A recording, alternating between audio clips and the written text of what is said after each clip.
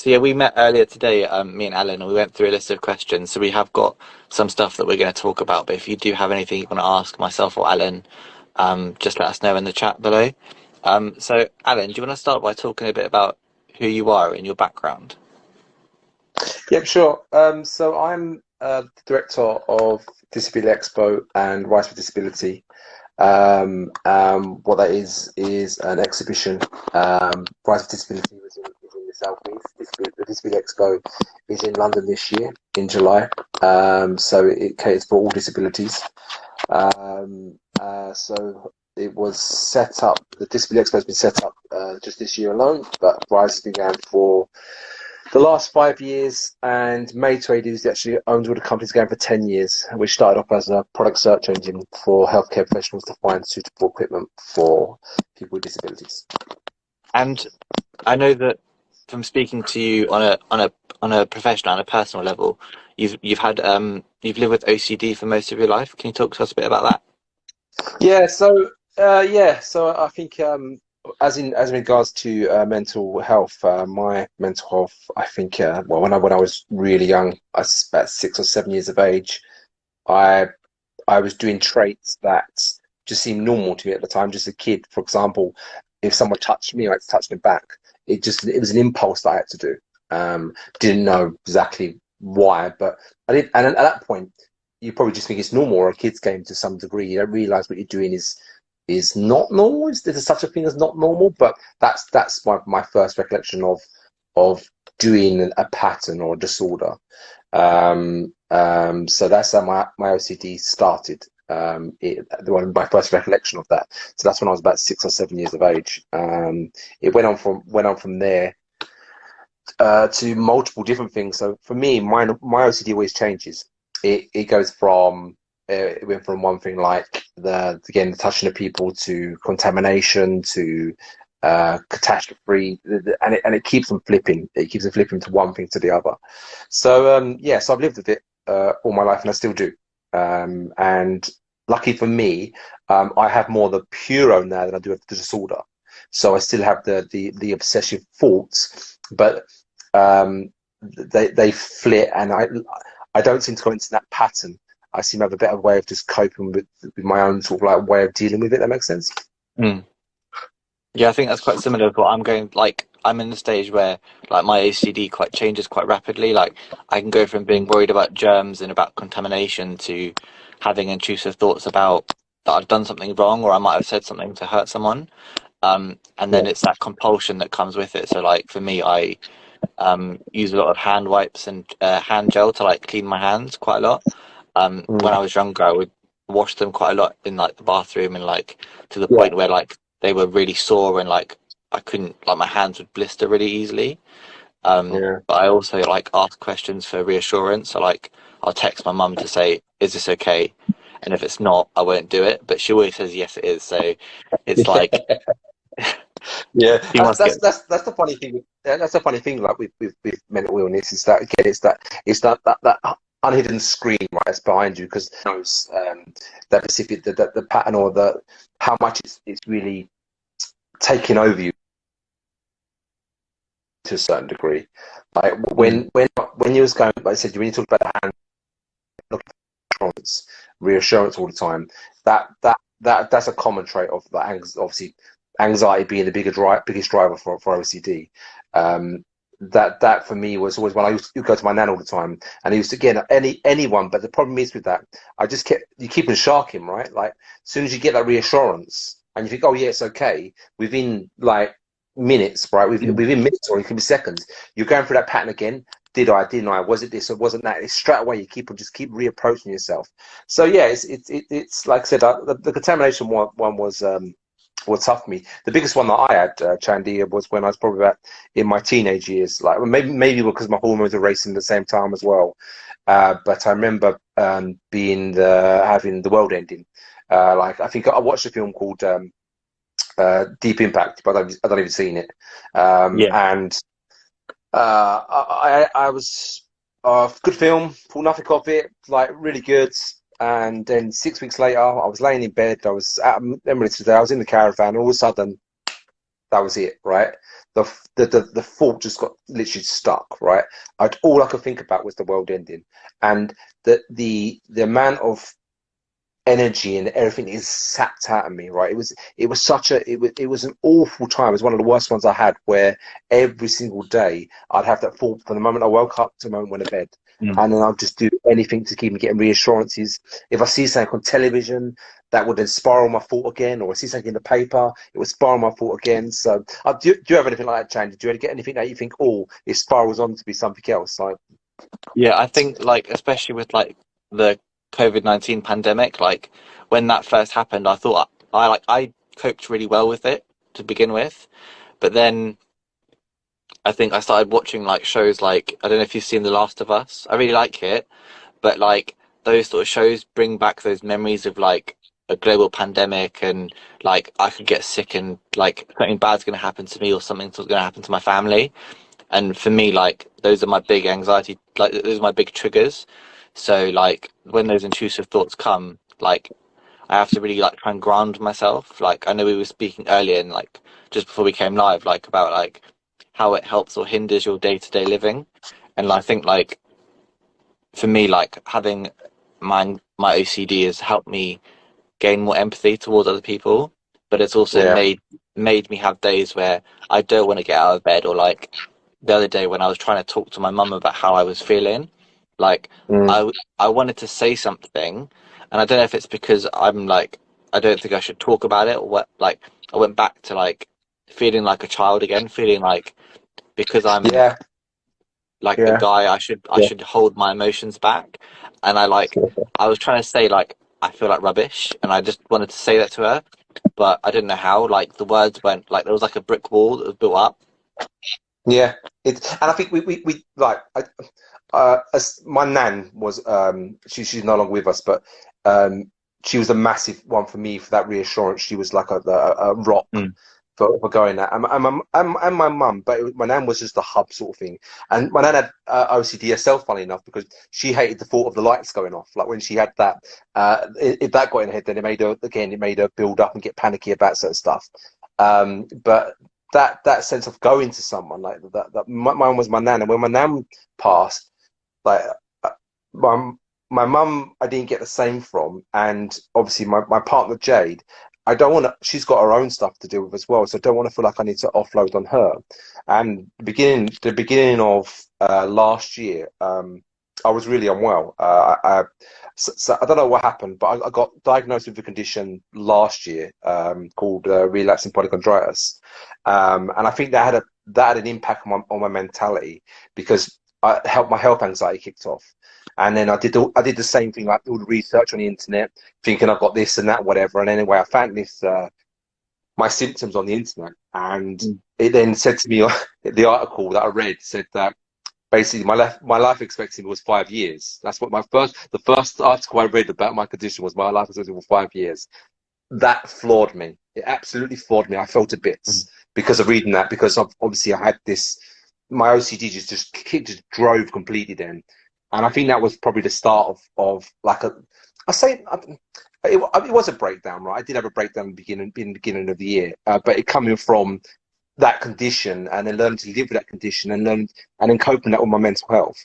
So the knock on effect for that was I had that to deal with, always have my OCD to deal with in Mm. points, and then work was really intense and really stressful. So I had three massive combinations of things that I was dealing with, and I think I threw myself into work more because I didn't want to know about what else was going on, because I was just trying to push it away. And Mm. then and fundamentally, I just crashed. I I lost all perception of a distance sort of thing in my eyes. And everything I looked at, the focus was completely gone. It was awful, but I had that for about 6 months. Um, and lucky enough, I'm the other side of it now. But again, it makes me as if for my mental health, it was terrible. And I think the thing that bothered me the most was uh, like I was the main breadwinner, as in family. I've got a partner and a child, and all of a sudden I can't work, and then the pressures of not being able to work and then thinking about money situation, stuff like that, and you get that man on you, right? So now you've got Mm. your own stuff that you're dealing with before with your condition, and then you've got obviously the working hard, and also I just couldn't do it no more. And then now I'm worried about other stuff. So but the thing is, what I needed to do was come out of that big cycle, right? And I couldn't Mm. do it. Like the more things, the more bricks I tried to put back up, the more it just fell down. So yeah, it was the beginning of this year, beginning of last year was tough. But one thing that is important to remember with mental health is time. Unfortunately, it doesn't go overnight. It's one of Mm. those things that can take weeks, months to see progression on it. Me and you had a chat before, Chandy, about, like I said, if you have a physical cut, you see the cut. The first thing you do is see it scab over, right? So you get some recollection of, I'm on the mend. I am getting better. Problem is with mental illness is that you wake up with it, you go to sleep with it, you wake up with it. You can't see the progression. The Mm. only progression you only actually see of mental illness is when you stop thinking about it. which by distracting yourself or not coming back to it, and that's that point when you feel like, oh, I'm getting past that point because I'm no longer Mm. thinking about. Does that make sense, Chandy? Like that what I'm Yeah, saying? and I think as well, it's about living, like it's learning that you can have a bad day, or you can have a bad week, and you're still having, like, it's not it, like I have weeks and months where I feel like rubbish, and I just everything feels like a massive like struggle. But I think there are also days when I feel like I'm stronger, and I'm learning to love myself and love the fact that yes, I have a mental health uh, diagnosis, but it doesn't define me. It's not all of who I am, and I think that's really important. And I think I loved what you said earlier when we spoke about um, how you're embracing what you've experienced. Can you talk a bit Yeah, about that? yeah. So like the thing is, everyone can get a mental illness, right, at any point, and a lot of people do live with stuff and they don't realize they're living with it. Mm. You think you like going on from depression. Depression can be very rated from very mild to very severe. And to say someone's got depression is to their own experience of what they believe it is. So no one else could tell you how you're feeling, how you're thinking. But for me, my OCD and the way I am now is because of that. And like, do I wish I never had it? Of course, I'd be a different person completely, right? All the stuff, and again, the relationship problems I've had with my OCD, and again with Jade, I've had a massive spell with Jade previously before with my OCD, and she stuck with me through it, like, because it was tough for her. So that was tough, and then again, school and not people at school not knowing what I had either. Like, no one ever knew about it. But going back to your question, Chandy, um, I embrace it now because I've learned to divert it into something positive. So, for example, like, I'm a software developer by trade. So, and that's a very analytical, very thought thinking, and a very like Mm. patterns. So you're thinking like one thing, and then all of a sudden you're thinking about six things off that one thing. So for me, having OCD allows me to go through that a bit better, like, so I can work at that a bit faster. So you, it's like, I don't know about you, Panchani, but when someone says to you, "Oh, like, just go and do something else," it's not that simple, right? It's not, you just can't go and do something else or think of something else. But I still have it. I still have Pura. I still get it. But I've just learned that when it starts to come on, when I start to think go down that road, just to start doing stuff that I know will help me more. For Mm. example, one of mine is golf, right? Massive one for me is golf. Yeah, it's so trivial. It's a physical release as much as a mental release. I go over there and whack a ball. I get frustrated with the ball because I can't hit it properly, right? But but that's trivial, right? The Mm. impact on my body, yeah, and my mentality state is good. Yeah, I don't know. Do you have any coping mechanisms or things that you do Yeah, I was to just help? looking at that question from Kat about coping strategies Oh, and sorry. thinking like, what Yeah, do I do? I think I like to journal. Like I picked up the skill when I was at uni, like doing my social work degree, and I think it really helps. Like just talking about it to myself. and like reflecting on what happened and how it's impacted on like my day, but also what can I look forward to tomorrow? Because I think like I with my anxiety and my OCD, like I get so frustrated in the moment of like I have to have a routine some days, but obviously you can't control everything, and so when that goes off the course a little bit, and even the smallest thing throws it off balance, and I'm going in a different direction, I can get really like flustered and like feel like I'm just like I'm not good enough, or like things like that. And so I Do will. you, yeah, sorry, go on, sorry. I was just gonna say like I like to reflect on that later on in the day, like when I had time to process it, but also like just like blasting music out, because I think like some of the songs that like have like really meaningful lyrics in and stuff like that you can just like absorb yourself into a little bit. Yeah, yeah. I just on about that sense. That's it's really weird that you say about. Uh, do you do avoidance like with your OCD? Do you do because like I said about the patterns in the day? Do you look at things and think I'm not going to do that because I know that might trigger A, B, and C sort of thing? Yeah, I think that's Yeah, probably one of my more negative coping strategies, is just to avoid it. yeah. Like just to like I know what's going to trigger my OCD and the intrusive thoughts, and I don't have the energy some days to do the compulsions. Not that I have to do them, because like it's not good to do the compulsions for me, like because I just get stuck in that routine as well. Well, that, yeah, exactly. So like I just avoid it to then save myself energy and time. See, it's weird. Like my the disorder, a part of OCD, right? Mine is probably I get 98%, 99% is gone, right? Mm. Like I literally just have Puro more than I do have a disorder now. That and the Puro is in like it is no longer a big consumption of my life, but again, years back it was very much so. And I think it for me it is a mindset uh, thing you have to go through, knowing that with especially with the disorder side of things, knowing one what helped for me when I think from getting over disorder was separating the two thoughts. And it's like, it might sound like the summer, like if you've not had it, it is you know when it's an OCD fault because it starts giving that trait and that feeling that you're going to start going towards to do something. Yeah, that you know you're going to go down that pattern. So when that pattern, and again, it's intrusive thoughts, right? I think the best word is intrusive thoughts. You know when that Mm. intrusive thought starts coming and starts consuming you, the second you start going down that road of that pattern, it just starts reinforcing that anxiety, right? It starts reinforcing Mm.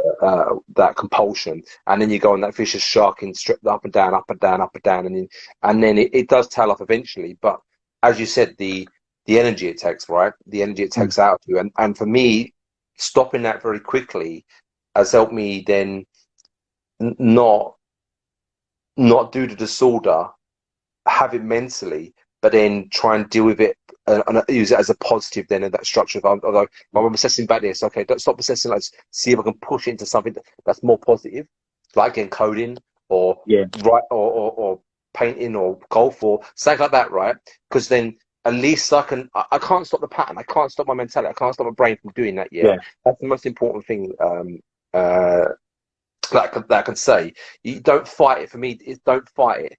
Don't fight that battle. You'll lose that battle. I know it sounds thinking Yeah. you'll lose if you go toe to toe with it, saying I'm not going to do this. And the more you fight, the more it'll take you down. Try and accept it, embrace it, then divert it. Like that makes some sense, Chandy. And that's Yeah. for me. Totally. Right? I know it doesn't work everyone, right? But with any mental illness and stuff like that, sometimes I think you just have to say, look, this is me now, right? I have to accept this is me now. Yeah, and I can probably go back 6 months, and when I was really ill for that first 6 months of last year, and Jade, my partner, she said, oh, "You'll get better. You'll get better." Yeah, right. At a time, like Mm. no, I'm not. This is me. This is it now. I can't see properly no more. This is it. Like I'm like this for the rest of my life now. And then I had weakness in my legs, stuff like that, and it went on, it went on, it went on, it went on, and then you go and you're struggling with it. You're struggling. You think to yourself like, I'm never gonna get back to my normal life again. And it's awful that pressure and everything going on you. But then Mm. again, slowly, slowly, slowly, slowly, slowly. And 6 months on, I'm practically there again. But the impact on your mental health is tough, really tough. Yeah. But whatever, but there's light at the end of the tunnel. Just patient with it, accept it. You will get better. Yeah. There's a question that says, from Jade, do you think having an understanding of how your brain works gives you more acceptance over your feelings and the reactions? 100%, 100%. I think that for me, the more I knew about it, the more I understood it, the more I Mm. embraced it. I read a Yeah. book. I read a book called Brain Lock, and it was one of the best books I read. And on the back of this book, it showed the capacity of the brain between two scans. A person that who didn't have OCD or a neurodivergent, and a person who did, and the heat map on the brain to show someone else that was going through a pattern or going through the Mm. disorder, right, was red, where the person's other brain didn't, wasn't, right? And having that imagery in my head helps me just think, right, I'm just going into overdrive sort of thing, right? My Mm. brain's just going into overdrive. I'm going down this pattern. And then, like I said, and it taught me to the differential thoughts, try and bucket in that, right, that's an OCD thought. I understand that's an OCD thought. Don't like it, try and accept it. Not going to be easy, but Mm. the quicker I accept it, the quicker I'll be able to move on. And I think I read a book when I was younger called Up and Down the Worry Hill, and it was like one of those kids' books with like it was all pictures and stuff. But for me, I found it really useful to show that like it's like if you're on a bicycle and you're cycling up the hill, the first part is the intrusive thought coming in, and then your heightened anxiety and stuff. And then when you get to the top of that, like Yeah. peak of like this is where I am, this is the thought, and then you come down the hill on the other side. And I Yeah. found that like my whole understanding of OCD and my anxiety and stuff has come from that book. Like, Mm. and I've built that knowledge up over the years, like the different triggers and stuff, because like you were saying earlier, like I haven't the thoughts haven't always been the same. Like they change depending on the environment, where I am in life and stuff like that. And Do you find that as well, Chandy? Like as you said there, like because for me and it's obviously I've not really spoke to many other people with like OCD as full blown as I did as well. But and it's a mm, good way of having this conversation because like I always thought that I was quite unique in the sense that my OCD kept on changing. Right, because you like when you see it on television, for example, people like you just see someone that said, "Oh, they've got the contamination one. They keep on washing their hands, or they make sure their hands are all tidy, or they're lining up their tins in their cupboard, right? And that's their compulsion. But I thought, oh, that's their one. That's the one they're going to live with. But for me, mine's always kept them. Like, I've got over that one. Like for example, I had the asteroid ones, and I had one when I was 19, where I used to reverse around corners, and then used to drive off and think, oh, did I knock anyone over? I remember driving home, half-hour drive home once, going all the way home, sitting indoors thinking, did I knock someone over? Did I knock someone over?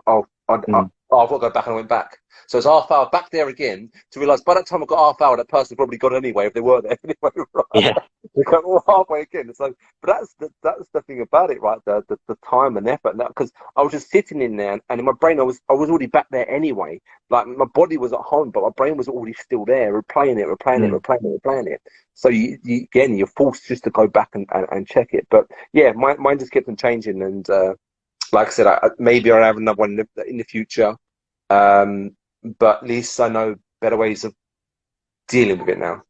yeah. And I think like for me, my understanding has changed given like the knowledge of like what I see in the news, like how OCD and mental health is described in the news by like different outlets and stuff, and the idea that like as a man, if I talk about my emotions, the thoughts I'm having, like am I going to be seen as weak? Am I going to be seen as like weird because of those thoughts and those things? But as you said earlier, like it's that definition between this is an intrusive thought and this is my like a human thought, like like my normal train of thought.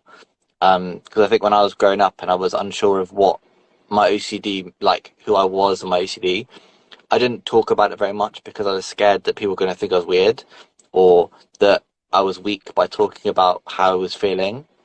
I don't know if that was the same for you. No, Joe, I never really like the thought from telling anyone about it. I didn't.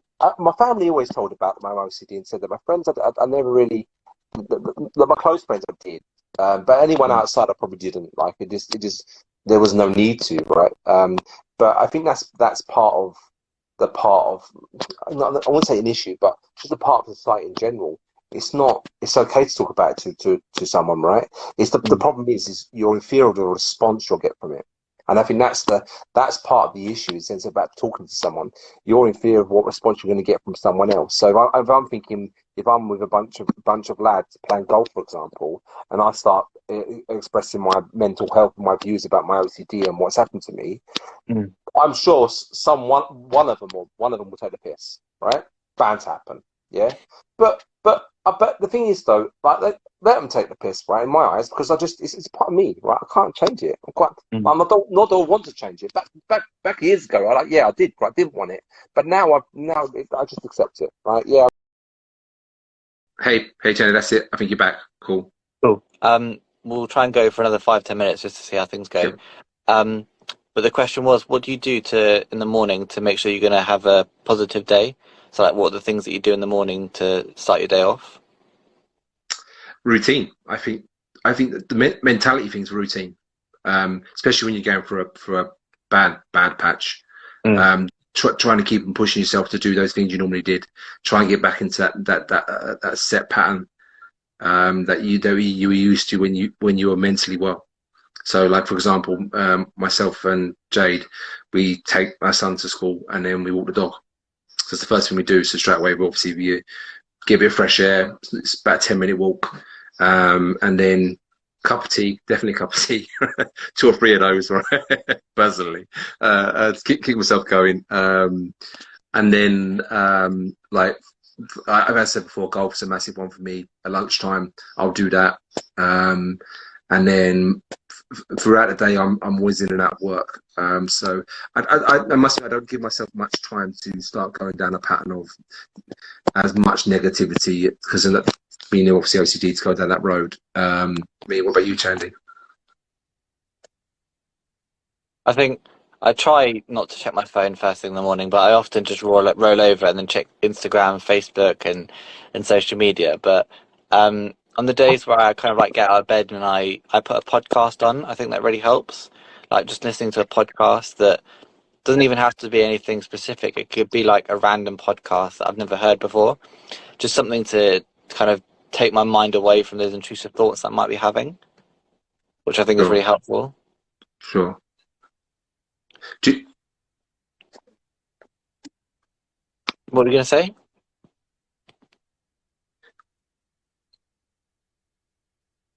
do you well, I don't know if you can hear me, Chandy. Have you ever just on the point of like trying to go down a good pattern? Sorry, Jay, just come and try to say something to me then. Do you ever go down a pattern of like trying to do something that's like the podcast thing and realize that's triggering you as well? Yeah, I think like in the last couple of like, especially since the pandemic, like there's so many like key words that if I hear them in an episode of like a show that I watch, I'll just stop the episode and I'll go and wash my hand and then I'll like carry on and just try and ignore what's going on, and go back to kind of like that normal routine of watching something else that might not be have a triggering like content in that might trigger my OCD to start worrying, or like I'll just take a break and come back when I feel more comfortable. And that's the important one as well, right? Like because I think for me when I got to real bad about that breakdown as well, right? Not taking no breaks, yeah, Mm. like just having that 2 or 3 minutes away from that specific thing you're doing that you and then go back to what you're doing as well, just as in general mental health, right? Like when I'm in going down that slippery, negative, that bad road, I throw myself into something, completely exhaust myself by doing it, and then Mm. I'm a burnout, right? So like the one things that I have been doing, and again making sure like your partner or your friend or someone tells you, look, have a break, like come do this, have a coffee with me, come to lunch, doing that, right? Them little bits, yeah. Like it's that for the brain for me is no different than taking your bandage off, you're dressing them, redressing Mm. it, right? It just keeps you healed, keeps you refreshed, and those little things help to I think for a good general sense of mental health. Like, am I guilty of not doing it sometimes? For sure, right? But but then again, again, the same thing, mental wealth.